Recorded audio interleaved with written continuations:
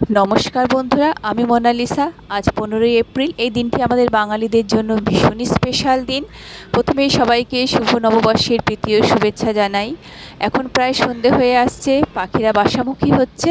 আমি জানলার সামনে দাঁড়িয়ে দেখছি সামনের গাছটাতে দুটো পাখি এখনও বসে ডাকাডাকি করছে। ভীষণই ভালো লাগছে। যেহেতু আজকে পয়লা বৈশাখ, এই জন্য আমার খুব কাছের দুই বান্ধবীকে নিমন্ত্রণ করেছি। পরেই ওরা চলে আসবে ওদের দুজনের বাচ্চাদের নিয়ে। তো সবাই মিলে খুব আনন্দ করব, এই আর কি। তো চলো তোমাদের দেখাই কি কি অ্যারেঞ্জমেন্ট করেছি। অতি সামান্য অ্যারেঞ্জমেন্ট, তবুও চলো।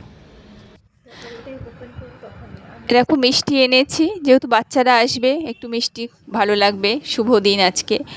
আর এই যে পায়েস বানাচ্ছি, সিমইয়ের পায়েস। এখানকার সিমইগুলো আবার একটু অন্য রকম, তো সেটা বানাচ্ছি। এটাও প্রায় হয়ে গেছে।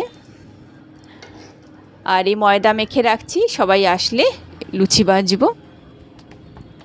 যেহেতু বাংলার বাইরে এই সব উৎসবগুলো সেরকমভাবে বোঝা যায় না নিজেদের মধ্যে, সেই জন্য একটু আনন্দ করা, এই আর কি। তো আজকের মতো টাটা, সবাই ভালো থেকো।